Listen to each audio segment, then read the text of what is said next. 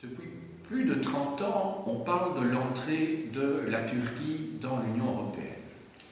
Et apparemment, elle n'est pas prête d'y rentrer dans l'immédiat. Toute la question, en fait, est liée à l'identité turque par rapport à l'identité européenne. Ce sont souvent de mauvais motifs qui expliquent la réticence de certains Européens à faire entrer la Turquie dans l'Union, parce qu'on invoque des éléments culturels qui cachent souvent un recul par rapport à l'islam. Les éléments ethniques sont encore moins justifiés, bien entendu. Mais qu'est-ce qui justifie du point de vue de la Turquie son entrée dans l'Europe? Tout simplement qu'il y a une partie de la Turquie qui se trouve en Europe. Un petit morceau de la Turquie se trouve sur la rive occidentale du Bosphore et donc justifie, je dirais, sur le plan purement géographique, cette fois, je ne parle pas d'économie, de politique ou d'autres considérations, aux yeux des Turcs, l'entrée de la Turquie dans l'Union européenne. Toutefois, les relations entre la Turquie et l'Europe n'ont effectivement pas, dans le passé, été toujours roses. Jusqu'au XVIIIe siècle, les Turcs représentent une menace. Au XIXe siècle, nous le verrons tout à l'heure, l'Empire ottoman est appelé l'homme malade de l'Europe. Et si on ne dépaisse pas véritablement l'Empire ottoman, je parle des grandes puissances, en revanche, toute une série de peuples, de nations, se détachent de l'Empire ottoman et deviennent indépendants, donc dans la deuxième moitié du XIXe siècle. Nous allons reprendre les choses par le début. Les Turcs appartiennent à un ensemble beaucoup plus vaste qu'est celui des familles ouralo-altaïques, qui sont donc des familles d'Asie centrale. À côté des Turcs, on trouve les Mongols et on trouve les Mandchous. Ils appartiennent à la même grande famille ethno-linguistique. Les Mandchous, que l'on appelait jadis les Tungus. Donc, entre les Mandchous qui vont diriger l'Empire chinois jusqu'en 1911, depuis 1644 jusqu'en 1911, les Mongols de Gengis Khan, les Huns d'Attila, qui ne sont rien d'autre que des Turcs, les différents peuples qui vivent dans 4 des 5 républiques de l'ex-Union soviétique, je pense aux Turkmènes, je pense aux Kirghizes, je pense aux Kazakhs et je pense aux Ouzbeks, eh bien en fait, tous ces peuples-là sont des peuples turcophones. À cela, il faut encore ajouter les Azéris d'Azerbaïdjan, qui font partie de cette grande turcophonie qui s'ajoute donc à la République actuelle de Turquie. Donc, les Turcs appartiennent à une très grande famille de peuples nomades qui se sont sédentarisés par la suite et qui d'ailleurs ont été en conflit avec leurs cousins, je pense en particulier aux Mongols.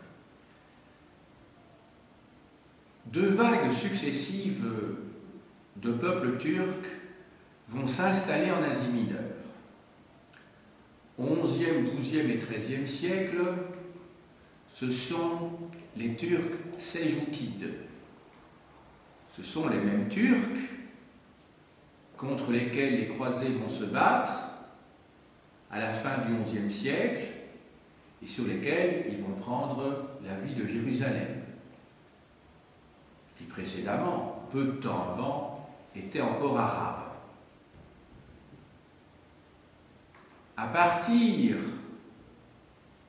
du XIIIe siècle, les Turcs seljoukides vont se voir concurrencés par une autre peuplade de Turcs qui sont les Turcs ottomans, les Osmanlis. Alors, ils viennent d'Asie centrale comme eux,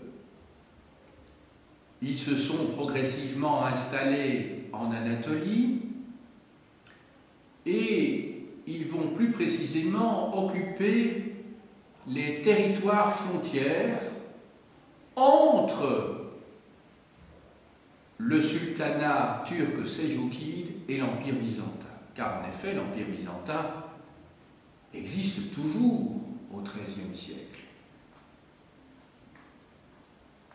Je vous rappelle qu'en 1204, la ville de Constantinople est prise par les Latins, par les Francs, et que deux empires romains d'Orient vont se faire face. D'une part, l'empire latin d'Orient, dirigé par les croisés, donc ceux que les Byzantins appellent les Francs, et d'autre part, l'empire byzantin d'Orient, qui se trouve à ce moment-là en Anatolie. Et c'est seulement dans les années 1260 que les Byzantins reprennent pied sur la rive occidentale du Bosphore et, après la chute des croisés en Orient, vont rétablir l'empire byzantin initial. Et quand je dis l'empire byzantin initial, entendons bien, il s'agit d'un empire byzantin croupion qui n'a plus rien à voir avec l'immense empire byzantin de la première moitié du VIe siècle, qui était celui de l'empereur Justinien, qui est le même empereur qui avait fait construire la basilique Sainte-Sophie, donc à Constantinople. Donc, à partir du XIIIe siècle, les Turcs ottomans s'établissent en bordure de l'Empire byzantin et servent, je dirais, de marge, de tampon avec donc les Turcs seljoukides. Mais leurs protecteurs, je dirais, ou plutôt leurs alliés, vont rapidement être mangés par ces Turcs, donc les Turcs seljoukides vont être mangés par les Turcs ottomans, et c'est ce qui explique que, à partir de la fin du XIIIe siècle, un petit sultanat se forme en Anatolie qui va grandir au point d'être au XVIe siècle un empire immense. Je vais vous montrer ça sur la carte. Vous avez ici une carte du monde au XVIe siècle. Alors, en fait, au XIVe siècle, le sultanat ottoman est tout petit. Il se trouve ici, alors qu'ici, vous avez le sultanat seljouquide. Les seljoukides se sont battus contre les Byzantins et contre les Arabes. Et ce petit sultanat qui se trouve ici va progressivement manger donc le territoire des Seljoukides et puis va se trouver en butte face à l'Empire byzantin. Au XIVe et au XVe siècle, ces Turcs ottomans vont progressivement occuper le sud-est de l'Europe. Autrement dit, l'Albanie, la Serbie, la Bulgarie. Et au XVe siècle, au milieu du XVe siècle, après un sursaut des Turcs contre les descendants de Gengis Khan, qui avaient à leur tête Tamerlan, Timur Lenk, c'est-à-dire Timur le Boiteux, qui avait battu le sultan turc, et bien donc au milieu du XVe siècle, en 1453, le sultan ottoman Mahomet II, Mehmed II, va prendre Constantinople. Il faut savoir que quand il prend Constantinople, l'Empire byzantin était réduit déjà depuis plusieurs décennies à une peau de chagrin. En effet, à part Constantinople, il n'y avait que quelques territoires ici, sur la côte donc, de l'Anatolie actuelle, donc sur la mer Noire, qui était resté byzantin, et quelques territoires au niveau du Péloponnèse. Donc, à part quelques territoires ici et là, ben, l'Empire byzantin n'existait pratiquement plus. Il était tout à fait morcelé. Donc, le titre prestigieux d'empereur romain de Basileuse était un titre pratiquement vain, c'était une sorte de coquille vide que cet empire. Voilà. Constantinople est prise grâce à l'artillerie des Ottomans, mais ça va constituer quand même un impact, ça va avoir un impact psychologique en Occident, parce que c'est quand même le dernier vestige de l'Empire romain qui s'écroule, même si en Allemagne il y a un empereur romain du Saint-Empire romain, la nation germanique. Le fils de l'empereur est fait d'ailleurs, son héritier s'appelle le roi des Romains. Voilà. Voilà ce que je voulais vous montrer. Mais alors, à partir du XVIe siècle, la fin du XVe siècle, et surtout pendant tout le courant du XVIe siècle, cet empire byzantin va croître à une vitesse VV', au point d'occuper tout le sud-est de l'Europe, c'est-à-dire la Grèce, l'Albanie, la Serbie, la Croatie, la Bosnie, la Macédoine ici, la Bulgarie, la Roumanie et une bonne moitié, si pas plus, les 3/4, je dirais, de la Hongrie. Outre cela, il va y avoir des conquêtes à l'est sur l'Empire perse, vers le sud, tout le couloir syro-palestinien et toute la côte est de la mer Rouge, ce que l'on appelle le Hedjaz ici, avec la Mecque et Médine, où se trouve un shérif, accès à comme shérif aux États-Unis, bien sûr. L'Égypte va être conquise également sur les Mamelouks, qui sont des descendants d'esclaves. La côte libyenne va être conquise également. Et au XVIe siècle, toute cette région-ci, donc la Tripolitaine jusqu'ici, alors la Libye, la Tunisie et l'Algérie vont également être conquises, ou plus exactement, la suzeraineté du sultan ottoman va être imposée au chef barbaresque qui règne sur des flottes corsaires, à Tunis ou à Alger. En revanche, le Maroc restera pendant toute cette période et jusqu'à la fin de l'Empire ottoman complètement indépendant. Donc le Maroc n'a jamais été sous la suzeraineté ottomane, à l'inverse du nord de l'Algérie, de la Tunisie et de la Libye. Voilà. Donc l'Empire ottoman, vous voyez, c'est ce qui est représenté en jaune ici. Donc vous voyez une bonne partie, presque tous les Balkans. Alors toute cette région-ci, toute l'Anatolie, ils sont même remontés à un moment donné, ils vont imposer leur suzeraineté sur les musulmans dans la région du golfe de Crimée, mais seulement en suzeraineté, également sur l'Arménie et des pays qui se trouvent ici dans le Caucase.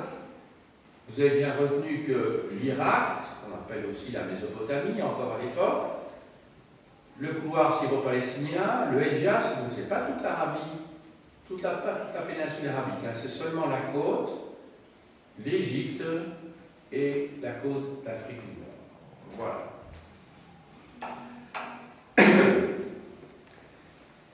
Voilà pour l'expansion, je dirais, de l'Empire ottoman pendant les temps modernes, pendant l'époque moderne. Les deux grands sultans du XVIe siècle sont, pour la première moitié, Sulayman, appelé en Occident Soliman le Magnifique, qui va d'ailleurs être l'arbitre entre François Ier, qui va rechercher son alliance, et d'autre part Charles Quint, qui doit se battre contre lui, et son successeur Sélim. Donc les trois grands sultans, je dirais, deuxième moitié du XVe siècle, Mahomet II, et au XVIe siècle, Sulayman, Soliman, et puis Sélim. Ce sont les grands sultans de l'Empire ottoman pendant un bon siècle, un siècle et demi, je dirais.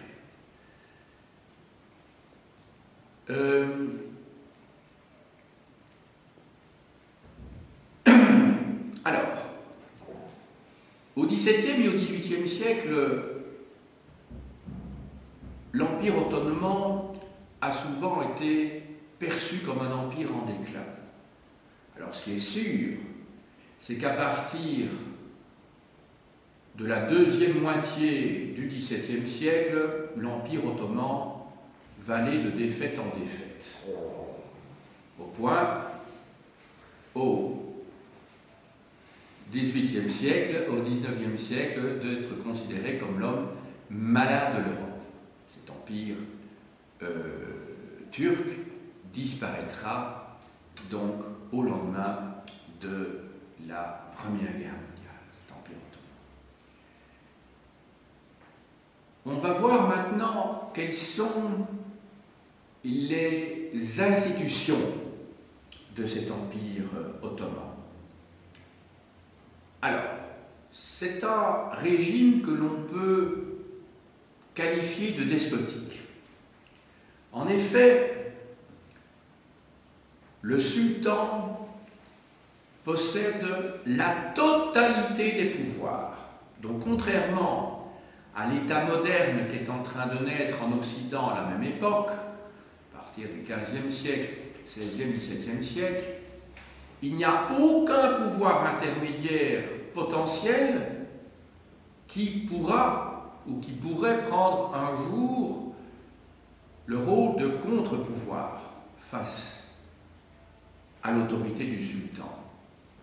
Vous savez bien entendu que en Angleterre et dans les Provinces-Unies, à partir du XVIe et surtout du XVIIe siècle, il y a des contre-pouvoirs qui sont ceux des institutions parlementaires, les États généraux dans les Provinces-Unies et en Angleterre le Parlement, mais même dans les monarchies absolues, il existe des corps intermédiaires qui, même s'ils ne sont plus réunis, existent, au moins virtuellement, et peuvent être réunis en certaines occasions.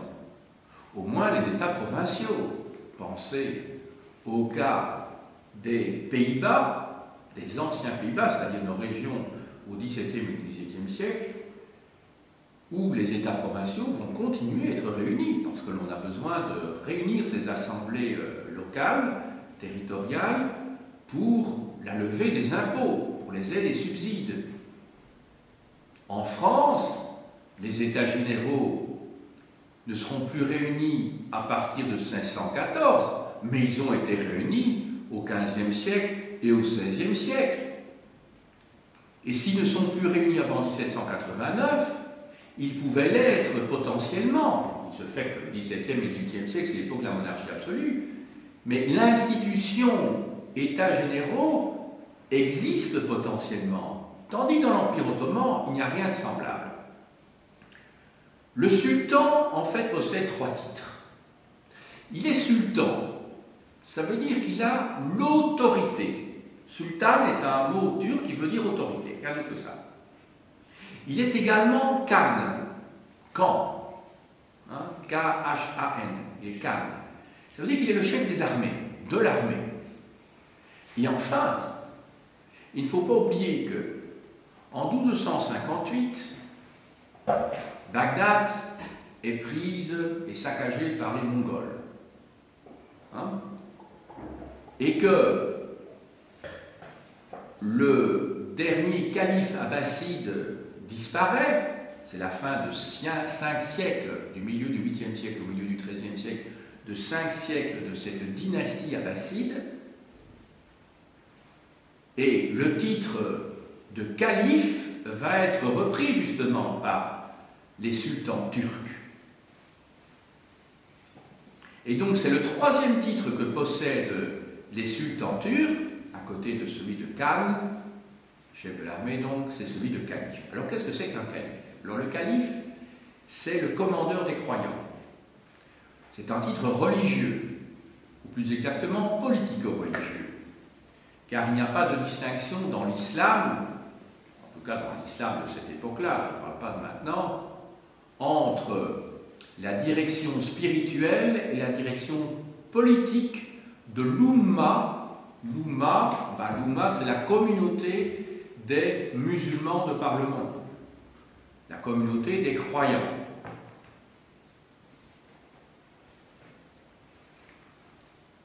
Donc, le calife, c'est quelqu'un qui, évidemment, comparaison n'est pas raison, mais qui se trouve un petit peu comme l'empereur byzantin, d'être une sorte d'empereur-pape, même si la notion de pape n'a aucun sens évidemment en islam, puisqu'il n'y a même pas de prêtre, ça va de soi. Mais c'est quelqu'un qui concentre le pouvoir politique et le pouvoir religieux, ce qui était le cas de l'empereur byzantin, je vous le rappelle. Et pendant tout le Moyen-Âge en Europe, il va y avoir de grands conflits entre le pape d'une part, les empereurs et les rois des différents pays d'autre part, pour savoir qui peut diriger la chrétienté. Et donc, suivant les périodes, ce sont soit les papes, soit les empereurs ou les rois qui prétendront à diriger l'Occident, ou en tout cas les territoires sur lesquels ils exercent la souveraineté. Pas de problème, donc, dans l'Empire ottoman. C'est la même personne qui exerce donc les 3 fonctions, celle de Khan, celle de sultan et celle de calife, c'est-à-dire il réunit entre ses mains le pouvoir militaire, le pouvoir politique et le pouvoir religieux, pour simplifier.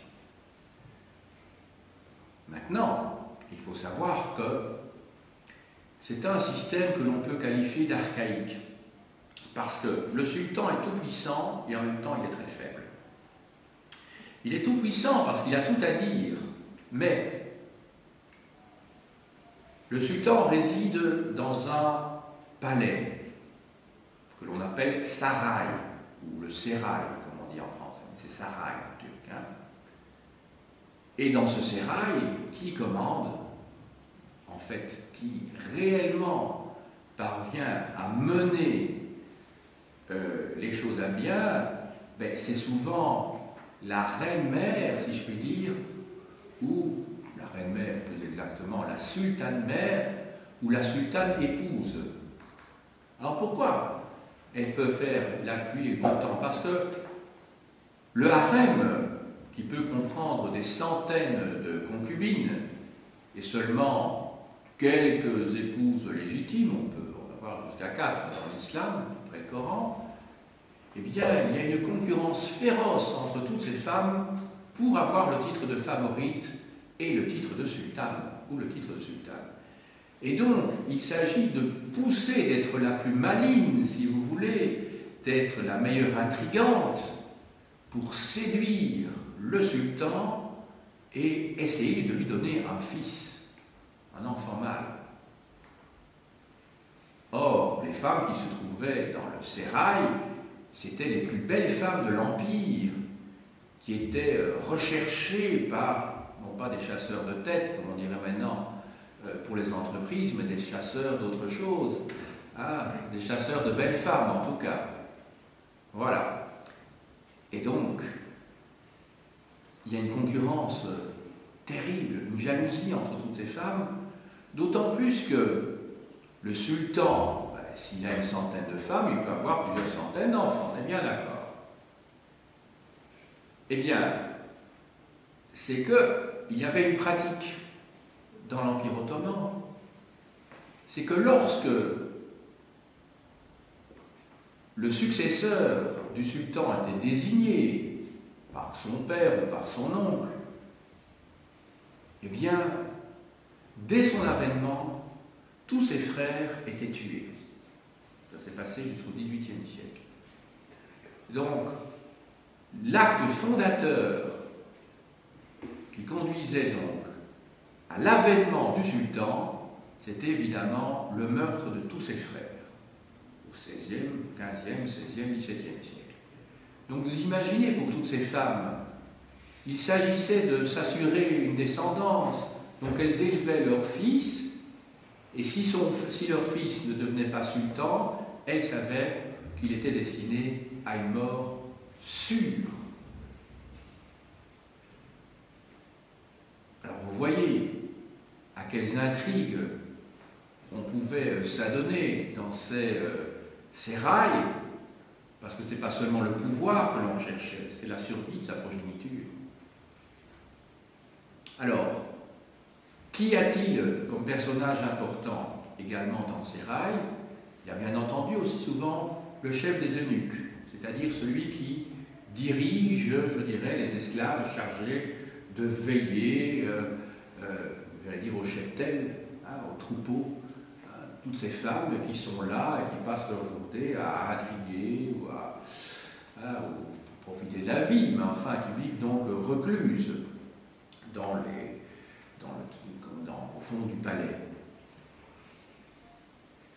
Alors, il y a un personnage évidemment très important qui à l'origine est le chef de la domesticité, qui est un petit peu l'équivalent du maire du palais chez les Carolingiens, c'est le grand vizir. Le grand vizir, c'est une sorte à la fois de premier ministre et en même temps de chef de la domesticité. Ce grand vizir, c'est le bras droit du sultan. Et la plupart du temps, il dirige à la place du sultan.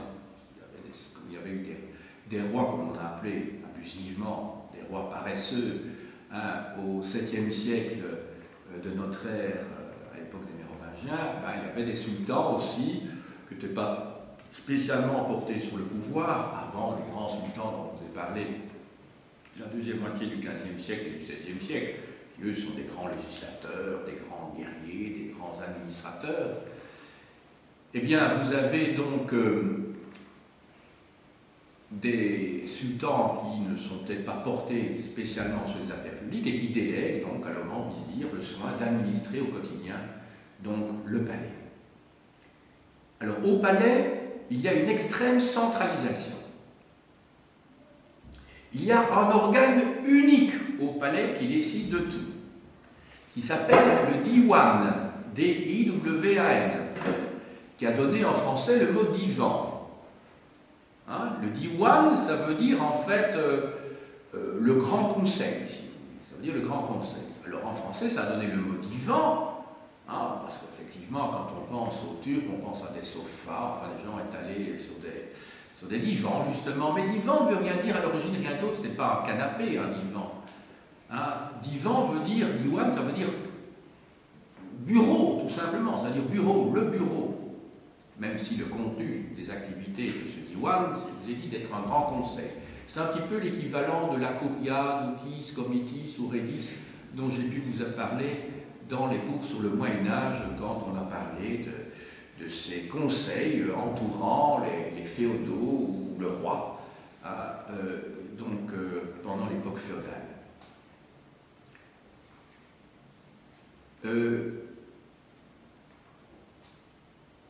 Le mot diwan a aussi donné le mot douane en français. Douane, qui ne veut pas dire obligatoirement l'office par lequel, le lieu par lequel vous passez ou vous payez des taxes pour passer d'une région à une autre, douane veut dire tout simplement un bureau. Ça va? Donc, vous voyez, le mot diwan a donné divan et douane. C'est la même étymologie. Alors, qu'est-ce qu'on fait? Qui se trouve dans ce diwan, dans ce grand conseil du sultan? Eh bien, on trouve deux catégories d'individus.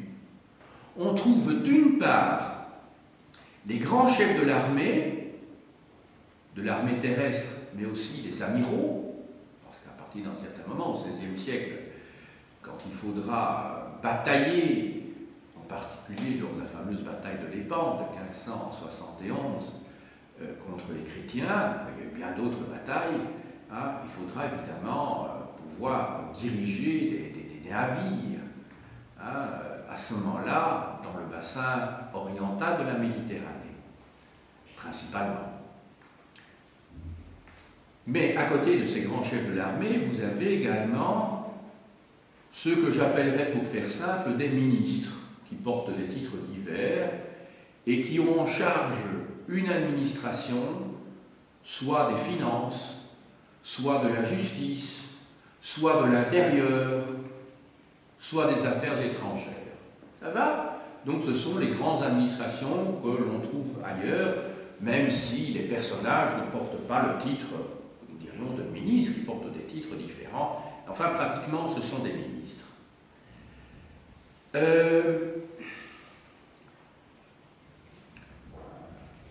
Le Grand Conseil se réunit très souvent et très longtemps, parce que justement, il ne s'est jamais scindé. Autant en Occident, au XIIe, XIIIe siècle, nous avons vu qu'à partir de la Curia Regis, progressivement, il y a des cours de justice qui se forment, qu'on va appeler les parlements, il y a des chambres des comptes qui se forment, l'ancêtre des ministères des Finances, etc., etc.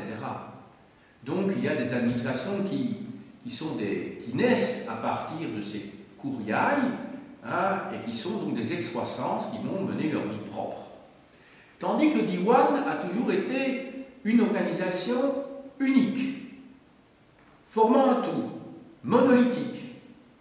Et donc toutes les décisions se prennent par l'ensemble des membres du Grand Conseil, présidé par le sultan ou par son représentant, le grand vizir. Évidemment, cela fait une administration assez lourde, très centralisée également. Alors, on va essayer de voir maintenant comment les choses se passent sur le plan institutionnel dans les provinces. Alors, on doit distinguer trois types de territoires. Il y a d'abord les territoires qui dépendent directement de Constantinople, de cette administration centrale. Il y a ensuite des territoires qui se trouvent en marge de l'Empire. Et enfin, il y a une troisième catégorie de territoires qui sont des protectorats. Alors, je vais voir successivement ces trois catégories de territoires. Je commence avec la première. Il y a une bonne trentaine de gouvernements dans l'Empire ottoman au XVIe siècle. XVIe, XVIIe siècle. Alors, les gouvernements, ils sont dirigés par des beyverley. Alors, que l'on appelle aussi des pachas. C'est un nom qui est plus courant. Ces grandes provinces, comme par exemple, il y en a en Anatolie, il y en a en Syrie, il y en a en Égypte,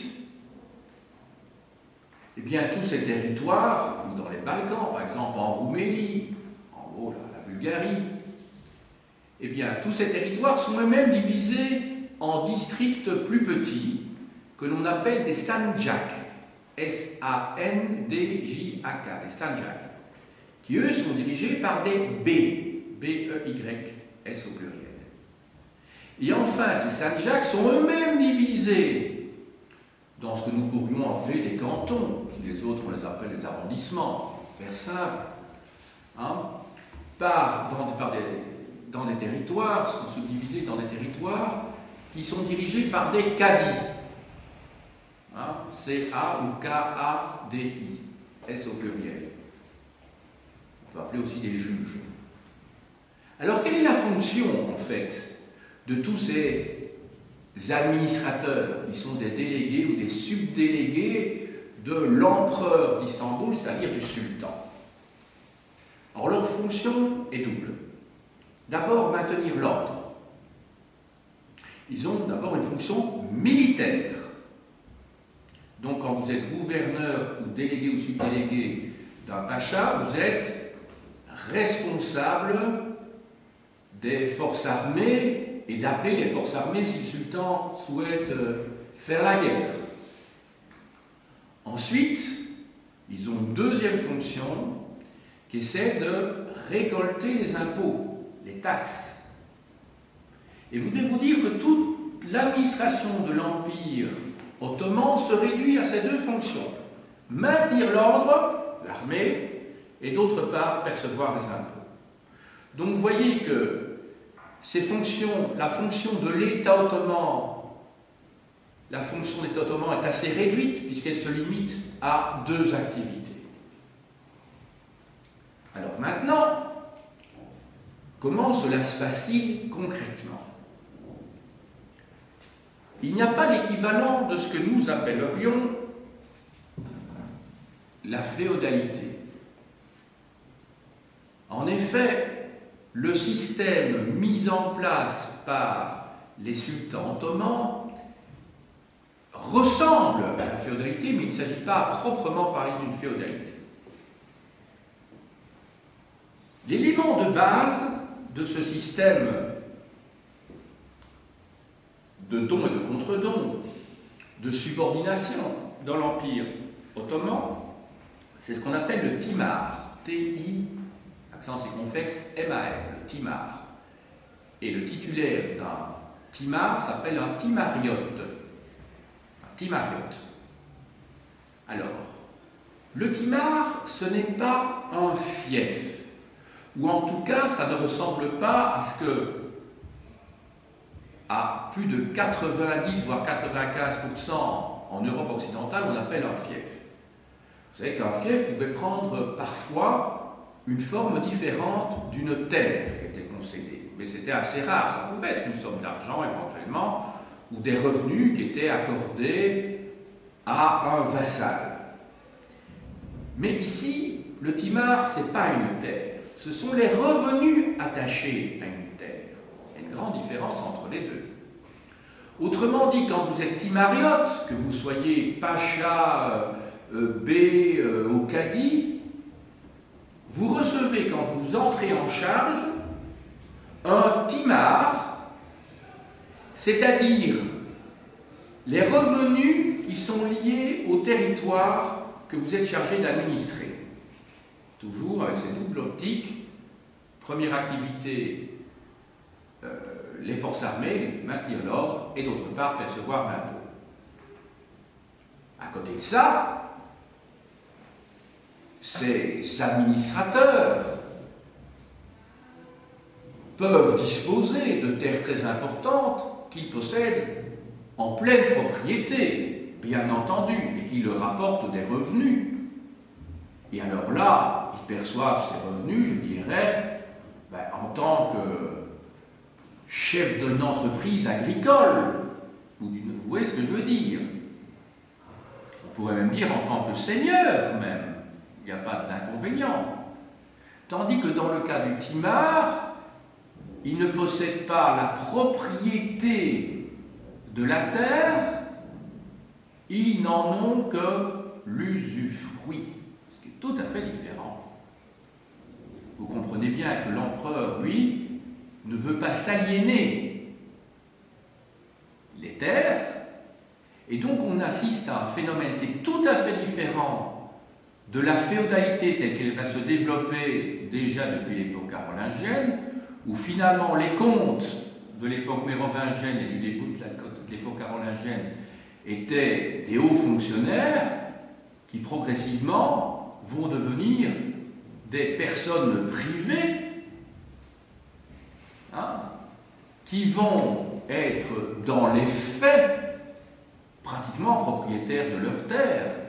Donc non seulement ils disposeront des bénéfices, c'est-à-dire de l'usufruit, des terres qui leur avaient été concédées, mais à partir du moment où, vous vous souvenez de 1877, à partir du capitulaire de Cuirzy-sur-Oise accordé par Charles Le Chauve, le rapport de force est tel qu'ils deviennent héréditaires, et en devenant héréditaires, pratiquement, dans les faits, ils en ont la propriété, même s'ils sont dans une situation de vassalité par rapport à un suzerain, et même s'ils sont dans une relation de dépendance, qu'ils ont des obligations à rendre vis-à-vis de leur suzerain, par exemple Edward IV.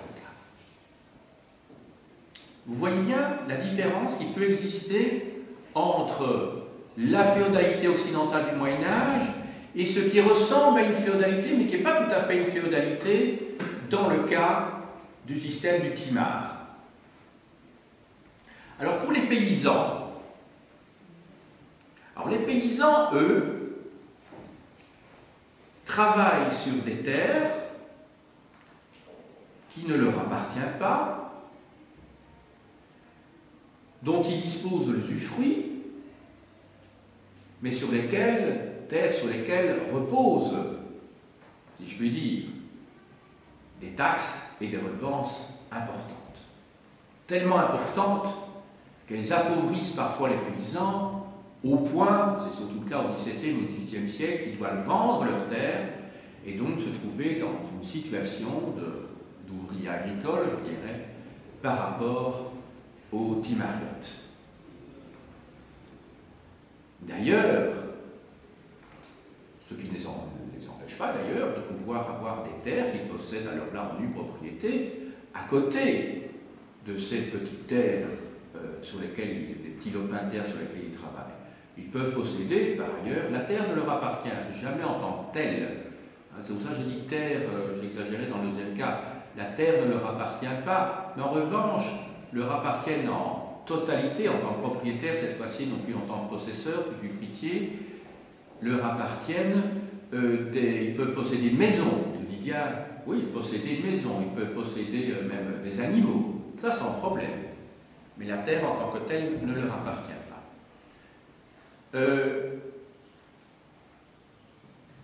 Après, lorsque la grande période des conquêtes de l'Empire ottoman sera terminée, donc je vous ai dit que cette grande période de conquête se situe, je dis la grande période, qui couvre la deuxième moitié du XVe siècle et le XVIe siècle, eh bien, les timariotes vont se voir concéder des terres qui ne sera plus destinées à subvenir à leurs besoins dans l'hypothèse soit de révolte, soit pour l'organisation d'une conquête, donc à des fins militaires, pour avoir une armée, mais, et c'est là toute la perversité du système, ils vont disposer alors de terres qui sont là uniquement pour justifier, je dirais, leurs charges administratives, et ils vont avoir des terres parfois de plus en plus grandes, de grandes propriétés foncières, qui ne sont plus justifiées justement par la mission initiale remplie par le timar. Et c'est à cette époque-là, c'est surtout au XVIIe siècle et au XVIIIe siècle que les petits paysans vont devoir quitter leurs terres, vendre leurs terres. Alors quand je dis vendre, le terme n'est pas tout à fait précis, puisque je vous ai dit qu'ils ne sont pas propriétaires de leurs terres, mais ils sont parfois propriétaires de petits lopins de terre quand même, mais en tout cas vont devoir renoncer à la terre sur laquelle ils travaillent, parce que les redevances sont telles que ça devient invivable. Alors, ça c'était donc pour le système institutionnel, et on est d'ailleurs déjà dans la vie quotidienne quand je vous parle des paysans. Alors, que peut-on dire sur l'histoire économique et sociale de cet empire turc-ottoman? Il y a quelques grandes villes. Constantinople, tout d'abord, qui a changé de nom, qui va s'appeler Istanbul.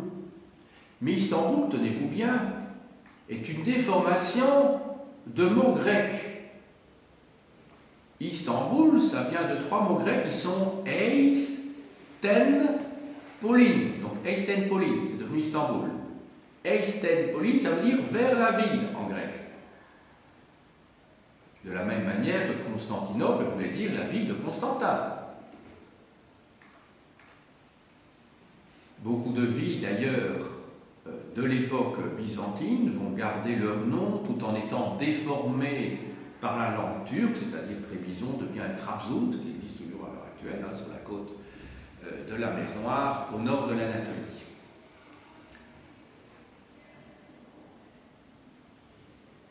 Alors, outre Istanbul, qui possède au XVIe siècle 600 000 habitants, c'est beaucoup. C'est moins que ce que Constantinople avait pu connaître au moment de son apogée, près d'1 million d'habitants, ou que Rome avait connu au IIe siècle de notre ère, à l'époque des Antonins. Mais 600 000, ça veut dire que c'est quand même une des plus grandes villes de la planète à ce moment-là. Incontestablement, et certainement d'Europe. Ça, il n'y a aucun doute, il n'y a aucune ville qui atteint 600 000 habitants au XVIe siècle. Aucune en Europe. Aucune. Alors,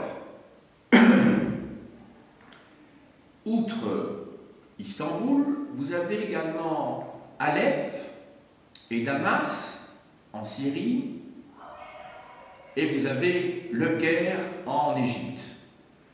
Je dirais que ce sont les 4 grandes villes de cet empire ottoman. Pour le reste, la plupart des villes, à part ces 4 villes-là, il n'y en a aucune qui dépasse 60 000 habitants. Et la plupart des villes sont en fait de grosses bourgades dans l'Empire ottoman. Alors, Istanbul est certainement une pompe aspirante, comme l'avaient été Rome et Constantinople, de produits divers, de produits de luxe qui viennent de très très loin. À Constantinople, comme dans la plupart des villes de l'Empire ottoman, le problème de l'eau est un problème crucial. L'adduction d'eau. Constantinople est construite sur un relief très accidenté et toute source est mise à contribution pour en faire des fontaines dans la ville. Il y a des centaines de fontaines à Istanbul. Vous devez un petit peu comparer, même si comparaison n'est pas raison, le nombre de fontaines à Istanbul au nombre de fontaines que vous pouvez avoir dans certaines villes italiennes comme Rome. Hein. Vous savez, à presque tous les coins de rue, vous avez une petite fontaine, hein, avec une sorte de petit bac, là, comme ça, où vous pouvez vous laver les mains, prendre un petit peu d'eau, voilà.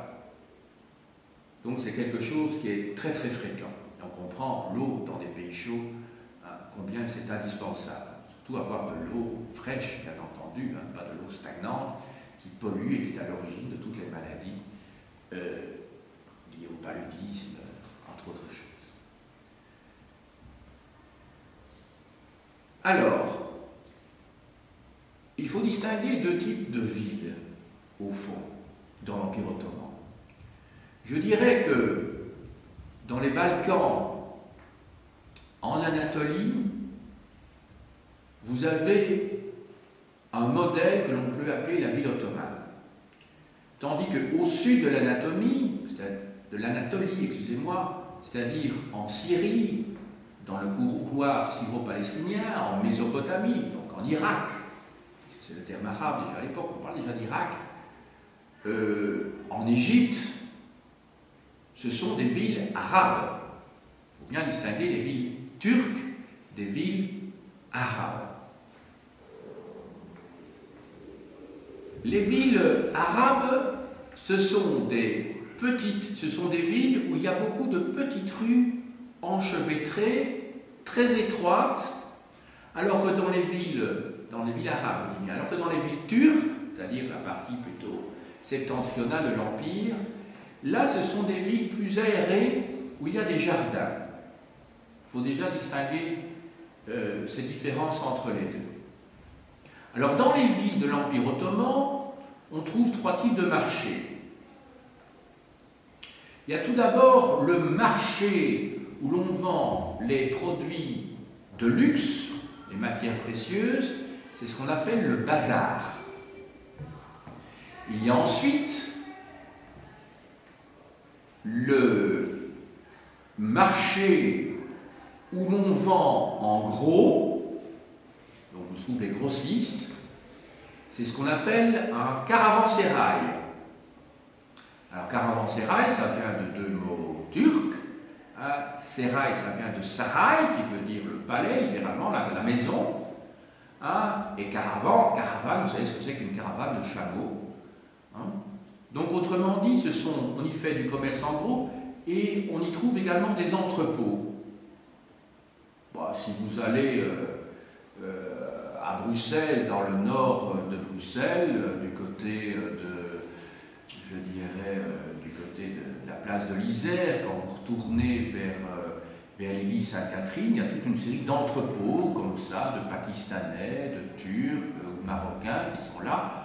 Et quand ces entrepôts sont ouverts, on peut voir des olives, on peut y voir de la semoule, par exemple, enfin des tas de produits exotiques qui sont destinés évidemment à 99% évidemment aux populations méditerranéennes, arabes, maghrébines, turques de Bruxelles. Alors, vous avez enfin, à côté du bazar et du caravansérail, vous avez encore un troisième type de marché. Ce sont des tout petites ruelles, très sombres, très obscures, où travaillent des petits métiers. Par exemple, on travaille le métier du cuir, du cuivre, donc on tanne les peaux. Vous avez le petit commerce d'épices également, c'est ce qu'on appelle les souks.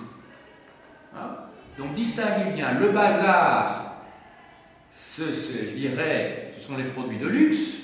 Le caravansérail, ce sont les grossistes et les entrepôts. Et enfin les souks, c'est là que se trouvent les artisans, les cordonniers, les tanneurs, les gens qui travaillent le métal, etc. Voilà. Ça, c'est quelques renseignements, je dirais, pour ce que c'est qu'une ville à l'époque ottomane. Alors, il y a également les campagnes. Alors, dans les campagnes, évidemment, on produit beaucoup de choses et ça dépend de la région où vous vivez. Il est évident qu'on ne produit pas la même chose en Roumélie, c'est-à-dire en gros en Bulgarie, dans les Balkans, en Anatolie et sur la côte libyenne ou en Égypte. En fait, vous devez vous dire que l'Empire ottoman constitue une véritable économie monde. On y produit presque tout. Et donc, ce vaste territoire permet des échanges intérieurs multiples qui fait que l'Empire ottoman aurait pu vivre sur lui-même. Mais ça n'a pas été le cas. Il a commercé avec la Perse, il a commercé avec l'Inde, même avec la Chine, et il a commercé également avec l'Occident. Donc, vous devez vous dire que l'Empire ottoman n'est pas une économie fermée, c'est une économie ouverte.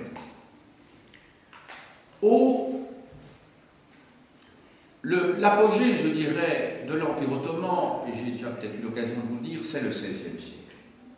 On a souvent dit que le XVIIe et le XVIIIe siècle étaient une période de déclin. Alors il faut bien distinguer deux choses. Il faut distinguer déclin politique et militaire, et là ça paraît incontestable, j'ai évoqué le sujet tout à l'heure, et déclin économique. Alors là, déclin économique, c'est ce qu'on a dit longtemps et qui est faux. Pourquoi ? Parce que pendant longtemps, on s'est basé soit sur des sources grecques, soit sur des sources turques très postérieures au XVIIe et au XVIIIe siècle, c'est-à-dire des sources du XIXe siècle. Or, c'est seulement depuis 40 ou 50 ans qu'on a commencé à vraiment étudier dans le détail à étudier dans le détail, enfin sérieusement, des sources ottomanes du XVIIe et du XVIIIe siècle qui prouvent, et même des sources européennes d'ailleurs, qui prouvent que sur le plan économique, l'Empire ottoman n'est pas en déclin. C'est l'époque d'ailleurs de l'apogée du XVIIe et surtout XVIIIe siècle des guides, c'est-à-dire de ces associations de corporations telles qu'on pouvait en trouver au Moyen-Âge et qu'on en trouve d'ailleurs toujours à l'époque moderne en Europe. Donc il faut certainement relativiser, les échanges sont beaucoup plus nombreux qu'on l'imaginait auparavant, et cela c'est dû au fait qu'on n'avait pas investigué les sources qu'il fallait investiguer à temps, et on s'est d'abord rabattu sur des chroniques qui étaient mal analysées, alors qu'il fallait aller dans les archives qui sont extrêmement abondantes pour l'époque ottomane.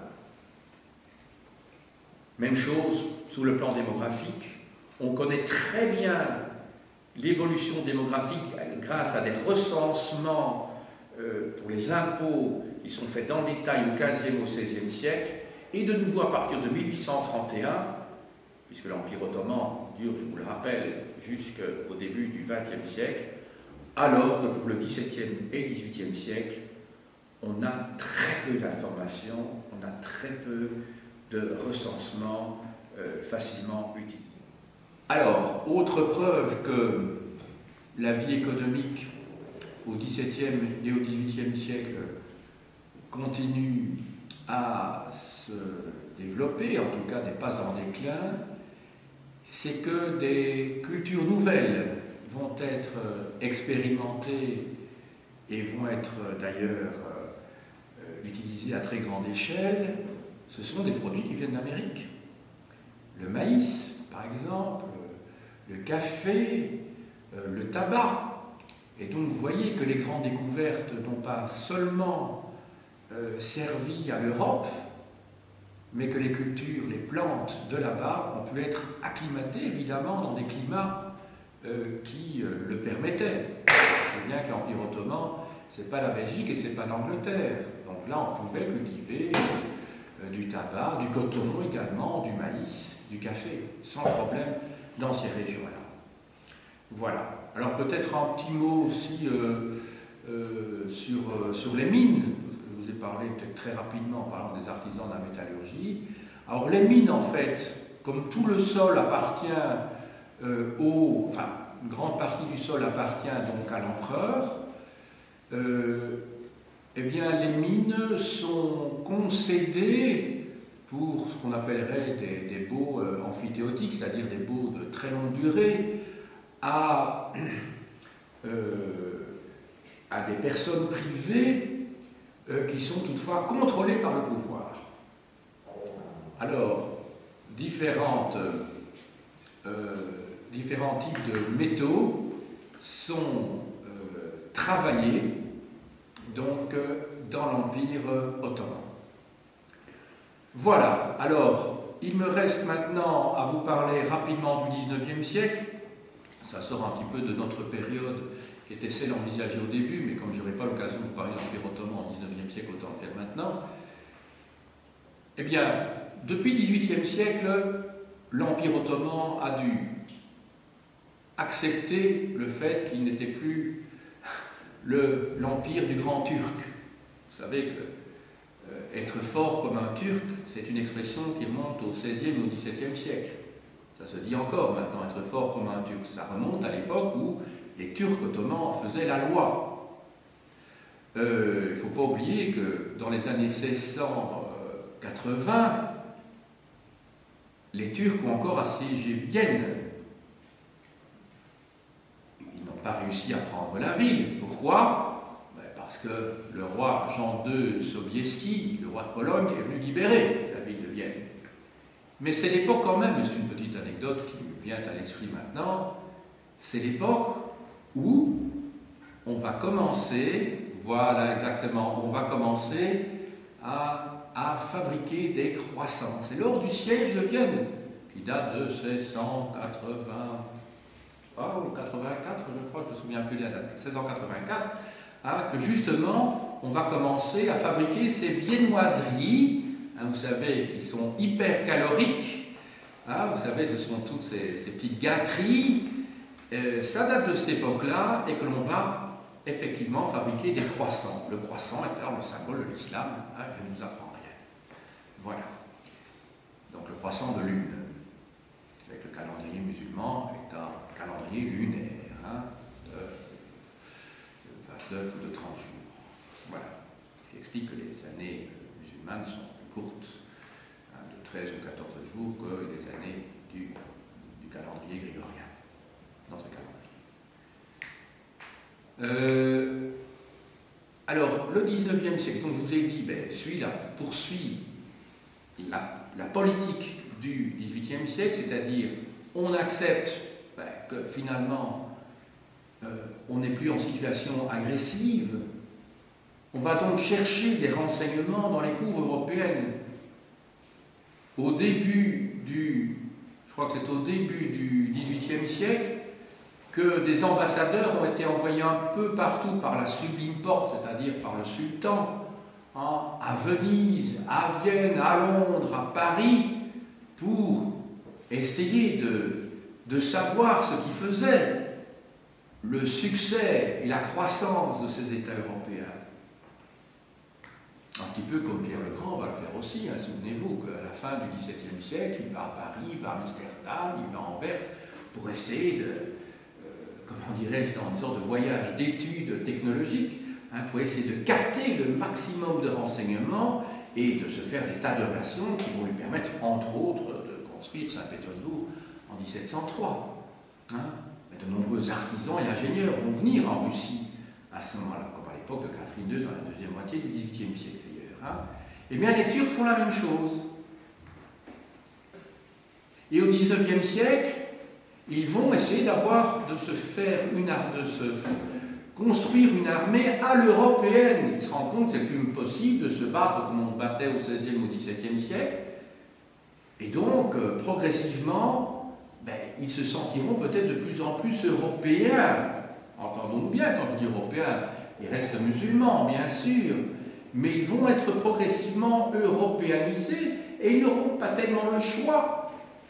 De la même manière que l'on parle maintenant de la mondialisation, plus exact, il faut être plus précis pour dire l'américanisation du monde, hein, eh bien, les vieux empires au XIXe siècle vont devoir accepter de se moderniser, sinon ils allaient disparaître. C'est le cas de l'Empire ottoman, qui a une proximité immédiate, évidemment, par rapport aux États européens, par rapport à la Russie, et bientôt par rapport à l'Angleterre, la France, qui l'ordre sur cet homme malade de l'Europe. Ça va être bientôt le cas de la Perse. En Perse, là aussi, on va commencer à s'interroger, à s'intéresser plus tard, hein, à la révolution industrielle européenne. Au Japon, à partir de 1868, c'est l'ère Meiji qui commence. C'est l'empereur Meiji qui décide, Meiji Ito d'ailleurs, qui décide que le Japon va devoir se moderniser à très grande vitesse. Alors c'est un pays féodal. Et en quelques décennies, le Japon va devenir un pays très moderne. Ça va être le cas de la Chine également. Les Chinois devront accepter et n'auront pas le choix. La construction de chemins de fer, de lignes de chemin de fer, etc. Et devront, accepter de concéder aux grandes puissances européennes qui sont plus fortes que lui sur le plan militaire des terres qui permettront à leurs entreprises de se développer. Ça va? Bon. Voilà pour l'histoire de l'Empire ottoman au XIXe siècle. Je vous ai dit en introduction de ce cours que dans les années 1820, enfin je ne vous l'ai pas dit, mais enfin ça annonçait quelque chose, en tout cas dans les années 1820, la Grèce mène sa guerre d'indépendance contre le pouvoir ottoman. C'est d'ailleurs un pacha, vice-roi d'Égypte, le pacha d'Égypte, Mehmet Ali, qui va battre dans un premier temps, qui va massacrer des Grecs à Chios. de Lacroix, Eugène de Lacroix, on a fait un tableau très connu. C'est l'époque également où Lord Byron, le grand écrivain anglais, va se battre, il va mourir à Missolonghi pour la cause des Grecs. C'est l'époque où en Europe on s'enflamme pour la cause des Grecs. Il ne faut pas oublier quand même que la Grèce renvoyait aux études humanistes de toute cette bourgeoisie et de la noblesse. Et en 1829, la Grèce devient indépendante. Quand je dis la Grèce, entendons-nous bien, ça ne correspond pratiquement qu'aux 3/5 du territoire grec actuel. Même à la moitié du territoire grec actuel, il s'agit du Péloponnèse et de la région qui couvre l'Attique, la Béotie, mais pas du tout la Thessalie, et ça ne remonte évidemment pas jusqu'à la Thrace, certainement pas. Voilà. Alors, dans la deuxième moitié du XIXe siècle, quels sont les pays, les nations qui naissent? Ben, vous avez la Serbie. Vous allez avoir la Bulgarie, vous allez avoir la Valachie et la Moldavie, qui sont des territoires qui font partie des États protégés, dont j'ai oublié de vous parler tout à l'heure. Vous voyez, hein, il y a tellement de choses à dire que je vous ai parlé de 3 catégories de territoires tout à l'heure, et je vous ai parlé que de la première. La première catégorie, c'était les territoires administrés directement par Istanbul. Territoires dans lesquels il y avait des gouverneurs ou des délégués, des subdélégués. Et je vous avais dit qu'il y avait aussi 2 autres catégories de territoires. Il y avait les régions marginales, les régions montagneuses, qui sont pratiquement, qui ne sont pas administrables, parce que ce sont pratiquement des bandits qui vivent dans ces montagnes. C'est un petit peu comme les talibans d'Afghanistan pour l'instant. Donc c'est dans la région du Caucase, par exemple, aussi la Circasie, la région de l'Arménie. Donc là, on ne sait pas les administrer directement, donc on demande simplement un tribut à ces chefs de tribus, cette fois avec un S et puis avec TS. On demande donc des impôts annuels. Et puis il y a une dernière catégorie, ce sont les États protégés, dont je ne vous ai pas parlé jusqu'à présent. C'est par exemple la chefferie de la Mecque. Il y avait un shérif à la Mecque, hein, qui était une sorte un chef local. Alors là, ce sont des vassaux, ils ne sont pas administrés directement par Istanbul. Il y avait, par exemple, justement, les 2 territoires dont je vous parlais maintenant, en Moldavie ou en Valachie, c'est-à-dire 2 territoires qui sont à l'origine de la Roumanie moderne, qui a annexé, après la Première Guerre mondiale, la Transylvanie. Donc, en Valachie, en Moldavie, vous avez donc, la Valachie, c'est la région de Bucarest, la région du Danube, tandis que la Moldavie, c'est la région qui est contre donc, la Moldau et l'Ukraine, hein, qui a pour capitale Iași, hein, I-A-S, c'est dit sous le S-I. Vous avez également la ville libre de Dubrovnik qui devait payer un impôt. Vous avez la principauté épiscopale du Monténégro. C'était une principauté épiscopale chrétienne, donc, qui devait payer un tribut. Vous aviez comme ça donc des territoires qui étaient administrés indirectement, plutôt qui n'étaient pas administrés directement par Istanbul, mais qui payaient un impôt, un tribut annuel. Voilà. C'est d'ailleurs un petit peu ce qui se passait dans l'Empire romain. Hein. Si vous regardez la grande carte qui se trouve, la grande carte murale de l'Empire romain, vous allez voir qu'il y a des couleurs différentes. Pourquoi? Parce que ces couleurs différentes, bon, là, elles sont liées à des dates d'annexion. Hein. Mais il faut savoir que dans l'Empire romain, il y avait des provinces impériales, il y avait des provinces sénatoriales, et puis il y avait beaucoup de territoires qui n'étaient rien d'autre que des protectorats. Alors on dit que ça fait partie de l'Empire romain, mais quand vous étiez roi d'Arménie, ben, c'est sur la carte de l'Empire romain, mais en fait c'était un royaume qui n'était rien d'autre qu'un protectorat. Ça va? Bon. Alors, on arrive au début du XXe siècle. L'Empire ottoman entre dans une alliance, et elle n'a pas vraiment le choix, avec l'Allemagne de l'empereur Guillaume II. Il faut savoir qu'à cette époque-là, l'Empire ottoman, c'est un peu un pays du tiers-monde qui est dépendant de l'Allemagne, parce que sur le plan financier, l'économie ottomane est entre les mains de grands banquiers allemands, que les Allemands ont également construit le chemin de fer, les chemins de fer de l'Empire ottoman, et qu'ils continueront d'ailleurs pendant la guerre de poursuivre le chemin de fer jusqu'à Bagdad et jusqu'à la Mecque. Donc, autrement dit, l'Empire ottoman, à la veille de la guerre, est au fond un protégé de l'Empire allemand. Et donc, ils vont devoir entrer en guerre aux côtés donc, des Allemands et de l'Empire d'Autriche-Hongrie, qui pourtant, avec lesquels ils n'avaient pas été vraiment d'accord dans les siècles qui précédaient, puisqu'ils avaient des conflits de frontières évidentes. L'Empire d'Autriche-Hongrie s'est construit sur les ruines de l'Empire ottoman en Europe du Sud-Est. Mais il n'avait pas le choix, tout simplement. Et d'ailleurs, l'armée ottomane va être équipée et conseillée par les Allemands jusqu'à la fin de la guerre. Mais évidemment, ce sera le maillon faible de cette alliance, de ce qu'on appelle les empires centraux, à côté des Bulgares et des Autrichiens. Il me reste à vous montrer maintenant quelques livres. Alors, tout d'abord, pour ceux qui voudraient s'initier au turc, dans la collection Pocket, l'éditeur Pocket, Langue pour tous, je vous conseille donc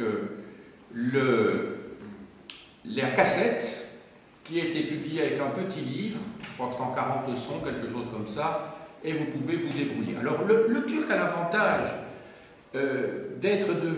d'utiliser une écriture latine depuis les années 1920. Ils ont abandonné l'écriture arabe. En fait, c'est Kemal Atatürk, le père des Turcs, littéralement. Hein. Mustafa Kemal, c'est son nom, Mustafa, son prénom, Kemal, son nom de famille, et Atatürk signifie le père des Turcs. Eh bien, lorsque l'Empire ottoman, enfin, qui a fait chuter l'Empire ottoman hein, en 1922-23, et qui a fait chuter également le califat à cette date-là, je crois que c'est en 1923 ou 24, a décidé qu'il fallait occidentaliser à une vitesse VV', européaniser donc la Turquie. Et à partir de ce moment-là, du jour au lendemain, tenez-vous bien, on est passé de l'écriture arabe à l'écriture latine en Turquie. C'est comme ça que si vous allez en Turquie, vous pourrez tout lire, vous ne pourrez pas tout comprendre par contre. Mais comme il y a beaucoup de mots quand même, enfin un certain nombre de mots qui viennent directement des pays latins, eh bien, vous n'aurez pas de difficulté par exemple pour trouver la police. Police, ça s'écrit P-O-L-I-S. C'est une écriture, une langue qui est purement phonétique. L'écriture est phonétique. Donc police, ça s'écrit P-O-L-I-S. Garage, c'est pas compliqué, c'est G-A-R-A-J, garage. Donc c'est très facile. Écrire le turc, c'est très facile. Donc simplement, il y a quelques signes diacritiques qui vous permettent de distinguer par exemple le son U et le son OU. Ben, c'est comme en allemand, le son U, ben, vous avez un tréma, une sorte un umlaut, quoi. Tandis que quand il n'y a pas de tréma sur le U, on le prononce OU. Ça va? Même chose pour le O. Quand vous avez un O tout court, c'est O. Et quand vous avez un O avec un tréma, ça se prononce E, comme en allemand. Donc, vous avez l'avantage de ne pas avoir déjà de problème d'écriture si vous voulez étudier le turc. Mais évidemment, ce n'est pas une langue indo-européenne. C'est tout à fait différent. Alors, de Jean-Paul Roux, Histoire des Turcs, 2000 ans du Pacifique à la Méditerranée. Et dans cette histoire, il rappelle que les Huns étaient des Turcs. Attila était un Turc, en fait. Il appartenait à cette grande famille de Turcs. Il porte d'autres noms, évidemment, suivant les régions. Suivant que vous êtes en Chine, que vous êtes en Russie ou que vous êtes dans les pays arabes, les noms sont différents, mais ce sont toujours des Turcs. Hein? Qui appartiennent à cette grande famille avec les Mongols et les Toungouzes. De René Grousset, alors là, un très gros livre, L'Empire des Steppes, Attila, Gengis Khan, Tamerlan. Ça va? Vous les situez dans le temps? Attila, 5e siècle. Retenez la date clé, 451, la bataille des champs cataloniques, hein, où Attila doit reculer devant une fédération de Romains et de peuples germaniques. Alors, Gengis Khan, 13e siècle, et Tamerlan, fin 14e, début 15e siècle. Le Proche-Orient médiéval de Dusselier, Kaplan et Martin, alors, aux éditions Hachette Université.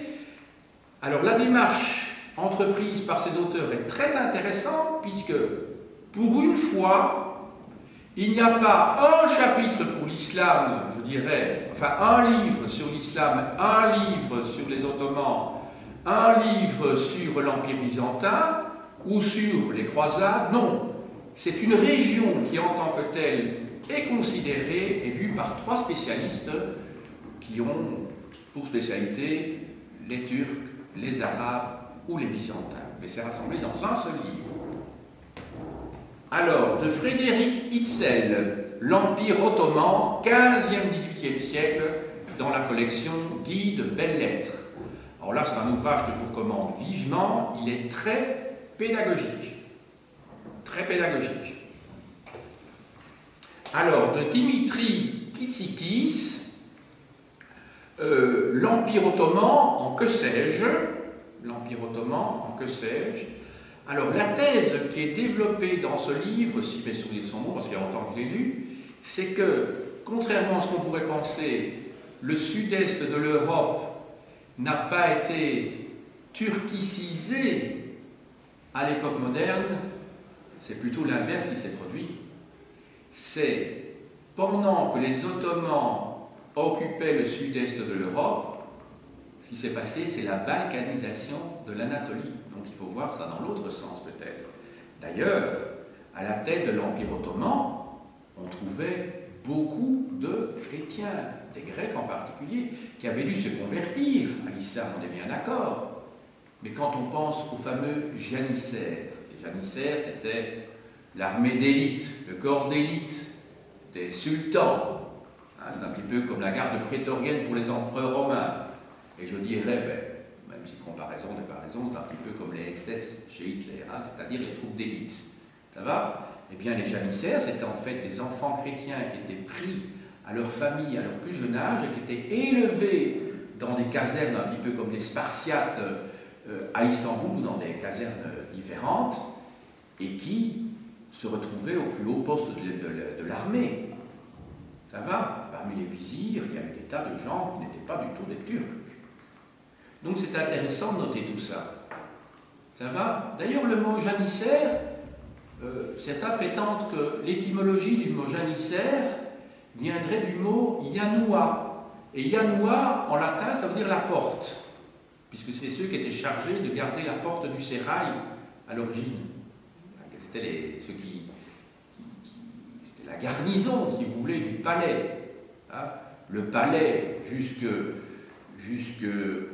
XIXe siècle, jusqu'au milieu du XIXe siècle, le palais c'est Topkapi, qui se trouve donc à Istanbul, et vous pouvez visiter, qui est devenu un musée entre-temps.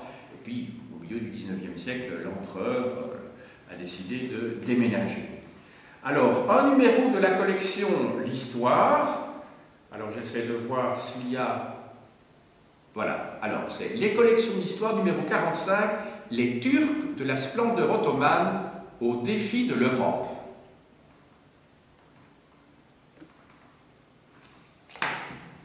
Alors, pour une région marginale de l'Empire ottoman, vous avez un petit livre de Lucette Valency dans la collection Questions d'histoire chez Flammarion, le Maghreb avant la prise d'Alger.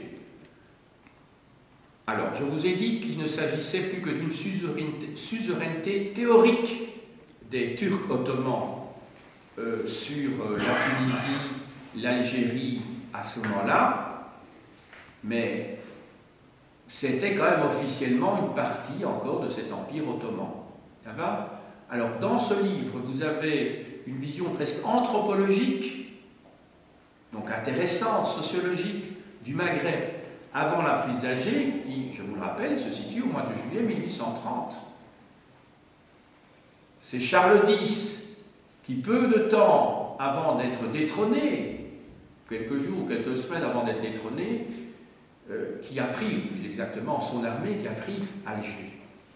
Et c'est le début, évidemment, de la conquête de l'Algérie qui va se poursuivre à l'époque de Louis-Philippe, et va connaître, évidemment, on va vous raconter toute l'histoire de l'Algérie, bien entendu, ici. Alors, comme dernier livre, maintenant, de Georges Castellan, Histoire des Balkans, 14e, 20e siècle, chez Fayard. Alors c'est un ouvrage qui concerne donc tout le sud-est de l'Europe, mais donc qui concerne pratiquement en grande partie l'époque ottomane. Et donc c'est intéressant, si vous voulez savoir un petit peu, avoir des éléments sur l'histoire de l'Albanie, sur l'histoire de la Serbie, de la Valachie, même de la Hongrie ottomane, même si la Hongrie c'est une plaine, enfin je crois que la Hongrie est reprise quand même dedans, hein, de la Grèce, eh bien vous avez tout ça dans ce livre qui explique de manière vraiment assez fine, hein, ce qu'était le système du timar, justement, à l'époque ottomane, ce système qu'on pourrait dire féodo-seigneurial, mais le terme n'est pas tout à fait précis, et qui a permis donc aux Ottomans de dominer le sud-est de l'Europe comme l'Anatolie pendant de nombreux siècles. J'ai dit